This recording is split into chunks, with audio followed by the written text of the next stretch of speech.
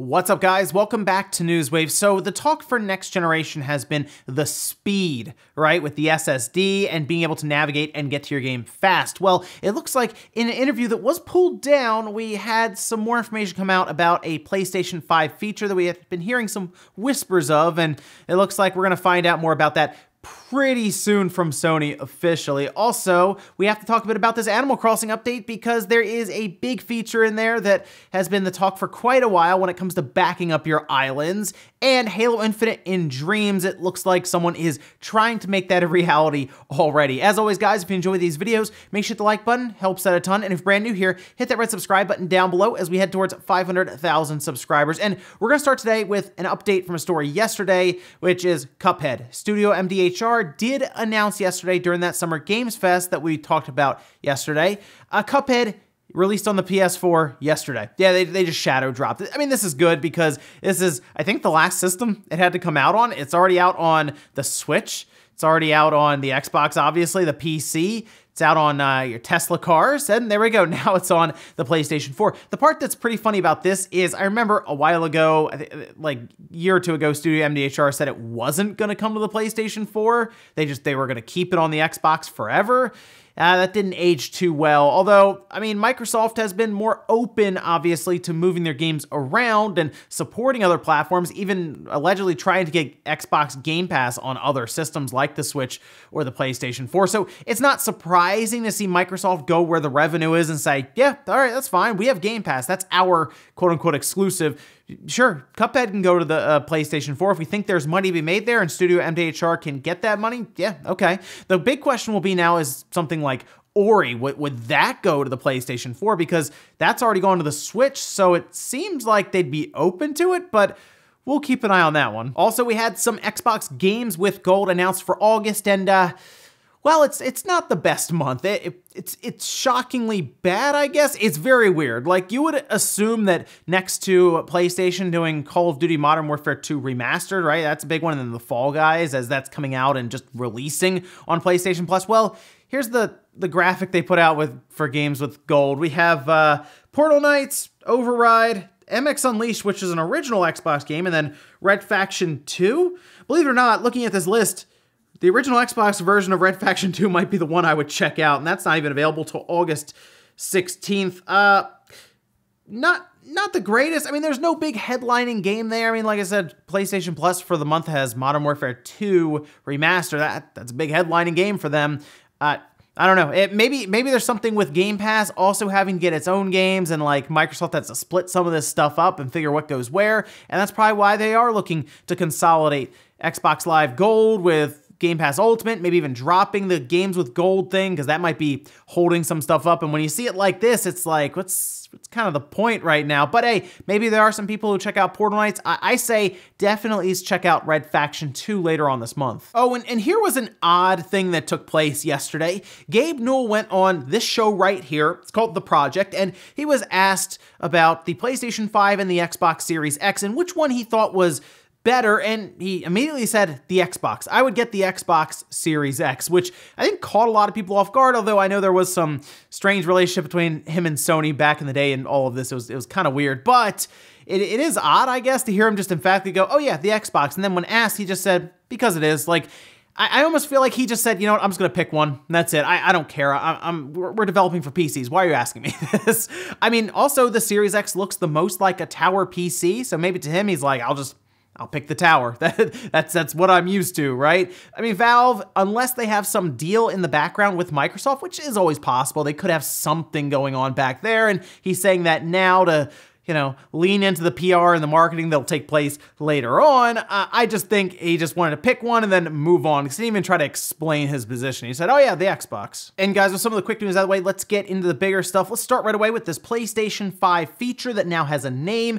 We've kind of alluded to it with patents, and even Mark Cerny mentioning it kind of in passing in different interviews. And that has to do with you being able to kind of set a point in a game and just jump directly to it from the main menu. So think about what you have to do now, of course. If you want to jump into a PlayStation 4 game, like I keep playing a lot of Ghost of Tsushima, and I load up the game, and then I have to wait and wait and wait, and then I go to a main menu, and then I have to go, okay, continue, then I wait and I wait. I will say Ghost of Tsushima's overall load times are pretty good.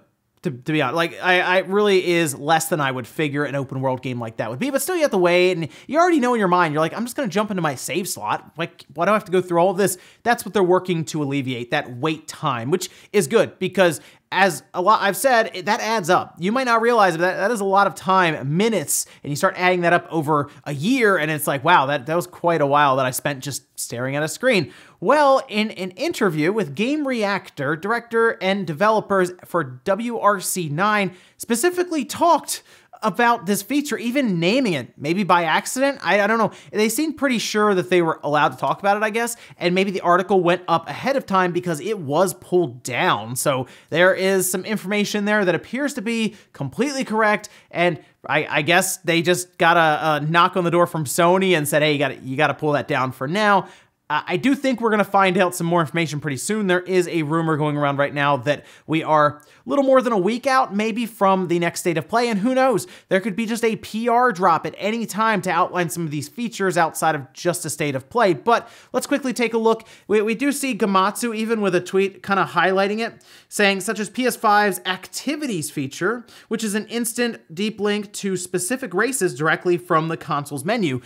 Interesting, because that means that you would have basically your icon. We still don't know what the OS looks like itself, like the user interface when you start it up. We know that, I guess, the PlayStation logo is there. We saw that kind of that preview a little bit at their last event, but they got to take us through the UI and kind of talk about the additions, the features, the improvements over what can be pretty slow at times with the PlayStation 4. So I guess when you go in, there's a menu, and I guess it maybe has a drop down, and you can look at your saved games, maybe your different races, as they say. That's very convenient. And it'd be really cool as if you can set specific ones. So if I am playing a lot of Ghost of Tsushima, even on the PlayStation 5, I can just set my save slot as like load in immediately to this. And I hit it, you know, I hit cross or X or whatever, and then boom, in like a few seconds, I'm just in the field and I'm ready to run around. So I like what I'm hearing for next gen when it comes to convenience and getting you into the game fast, because that is something that I've liked quite a bit with the Switch, whether it's just going into sleep mode, turning it back on, and then just starting the game back up. That's grown on me quite a bit, obviously, as it's super easy to jump into a game rather than sometimes having to wait and update and do all this stuff on the other platforms. But let me know what you guys think about that. The PlayStation 5 Activities tab that I guess developers will have access to attach to their games to make it easier for us to get into them. Next up, let's talk about Halo Infinite and Dreams on the PlayStation 4. Look, we've seen this a lot, right? People will just make all kinds of crazy stuff in Dreams because they can, and I mean, the tool, just the overall ability to build games in this game itself is pretty impressive. We've seen, of course, Mario, Sonic, South Park. It's all over the place. It really is. If you could dream it, you can build it for the most part. So what happens when we see Halo Infinite and the memes start going around and there's disappointment online? Well, someone decides, hey, I'll just build it. And that's what they did. You can see the tweet here along with their video that does show them walking around in, I guess, their own version of Halo Infinite. They themselves say it's pretty early on, but they at least nailed the title screen so far anyway. They say, was pretty excited with the Xbox debriefing last week, and the gameplay reveal of Halo Infinite got me to think about how strange it would be to have Halo on the PlayStation. Here's something: the future is looking bright for next generation. Now, further down, they do say they have a ways to go with it if they want to build it out, and they only have so much they can go on based on that gameplay, but who knows, maybe they have their own ideas for what they're going to add into Halo Infinite. I will be curious if they can do things like have a grappling hook work correctly in it. Maybe they can. It's Dreams. Like I said, I've been surprised already. And my other question here is, will Microsoft get involved with this? Okay, so we've seen Nintendo do this, right? Where they did not want their assets or their games on Dreams, and you can apparently copyright strike this stuff through Dreams and it gets pulled down. Microsoft is interesting with this. I think in some cases they don't care, but then of course we did see some Halo 3 mods, or just the overall, I think it was the free-to-play game that was brought over, and that got pulled down because they were concerned, I guess it would affect what they were doing with the Master Chief Collection and pulling audience from that.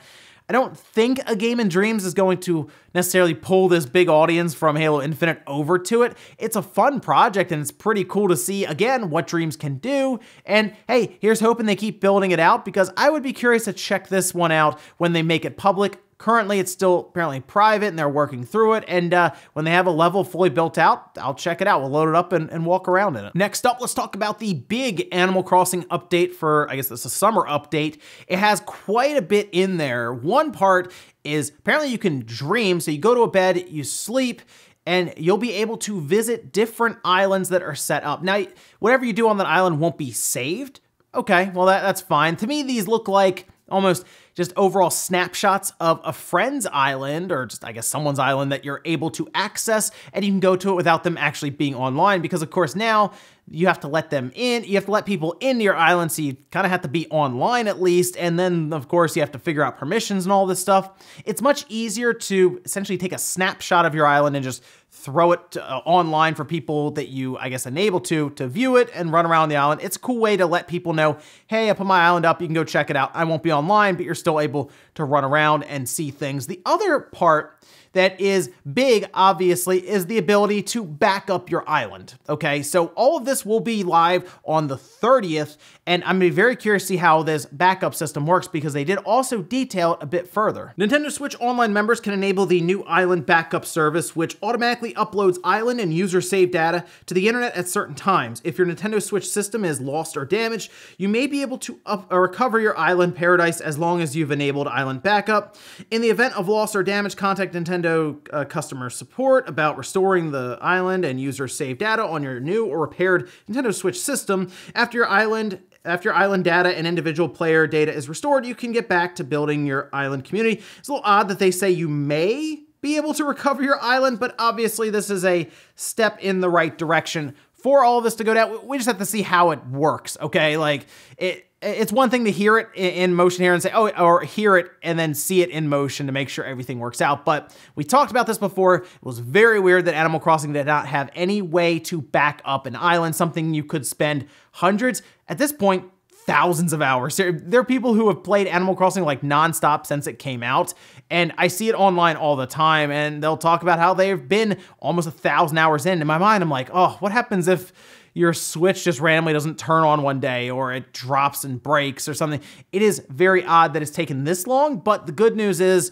just a day or two and you'll be able to at least back up your island somewhat. I don't know, they say may recover. We'll see how all of this works. They also showed a fireworks show that's going to be happening throughout August, it appears, evening 7 p.m. local time. They'll also have raffle tickets that you can buy during these events to earn prizes. They're kind of fun. I mean, they're like a little Tom Nook firework. I'm sure they'll have all kinds of custom ones that go off, and that seems like something fun. I like the live events where they're like, oh, we're gonna do these events. Of course, it's something that Animal Crossing has been known for a while now, even going back to the GameCube, where you have to be like, okay, this is gonna happen on December 24th, of course, for like Christmas Eve, and like different things will take place, and they have different holidays even in the game. But this, of course, is a bit more tied to the games as a service setup, technically, as it's an ever-evolving game.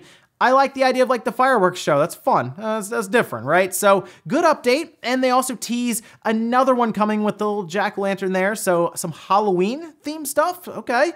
Could be a lot of fun. I like what they're doing with Animal Crossing, by the way. Just continuing to add to it, continue to update it. And yes, even fixing the big issue that I've been pointing out, the backups. Good to see. And in our last bit of news, let's talk about Metal Gear Solid 5. On the PlayStation 3, this was a fun story that popped up. So Metal Gear Solid 5, of course, been around for a while. It's been on the PS3, and a lot of people didn't even really play it on the PS3 that I know of. Most people at the time jumped to the PlayStation 4 and the Xbox One version, or even on PC, and that was it. It is interesting to think that people have been playing that PlayStation 3 version this whole time. Might be wondering, how do we know that? Well, they managed to trigger a cutscene that is only possible if you have completely disarmed all nuclear warheads online. Now, what happens in the game is if you go on the online multiplayer, I played some of it, didn't get as into it, not as into it as a lot of these people did, but if you go online, you can set up your own nuke, and then you can also go off and steal other people's nukes, and at that time, you can disarm them, you can disarm your own, and apparently this whole time there has been a cutscene and an actual ending, seemingly, that will play if everyone online has their nukes all disarmed. So whether you go out and you do it, or everyone just kind of comes to a truce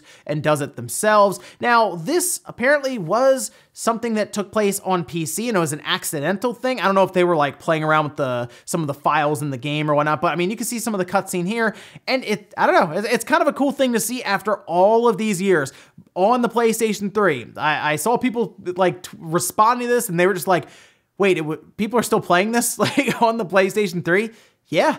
And they got something done that I had not seen before. Now, some were saying that the PC community managed to do it as well, but for consoles, this would be the first time, even over the PlayStation 4 or the Xbox One. There you go. It was the PlayStation 3 community around Metal Gear Solid 5 that came together and disarmed all their nukes. And we'll finish up with a comment of the day, as you're seeing here. This is from Elijah saying the next gen Switch needs to be backwards compatible with current Switch games and accessories. My biggest wish for it would be to reintroduce dual screen functionality, like what the Wii U had. That's a great design space that's now completely absent from the game's landscape. So the next gen Switch is gonna be tough to figure out what it will be. We're still years off, like I said, but it is always fun to speculate and come up with ideas as to which way Nintendo and Nvidia, right? They're partnered with them to make it, it seems, right? That's what we would assume.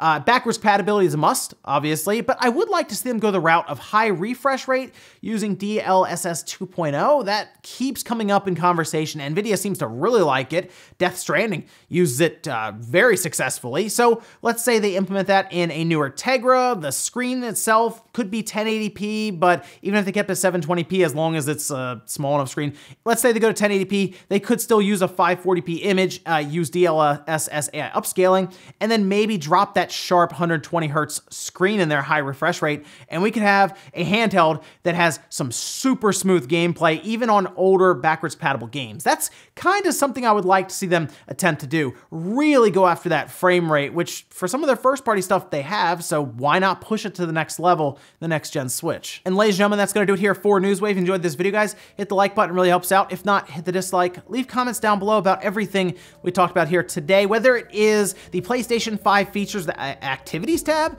Do you like the idea of just being able to jump immediately in? Let's say it's a game with multiplayer or single player. You don't have to deal with the menus or anything like that. You just jump straight into like Team Deathmatch or Capture the Flag or something. I do like where this is going with next gen and the SSDs. Also, what about that big Animal Crossing update? Are you breathing a sigh of relief here, knowing that in just a day or so, you will be able to back up your island that could have hundreds of hours already logged in it? Thanks guys for watching, and I'll see you next time.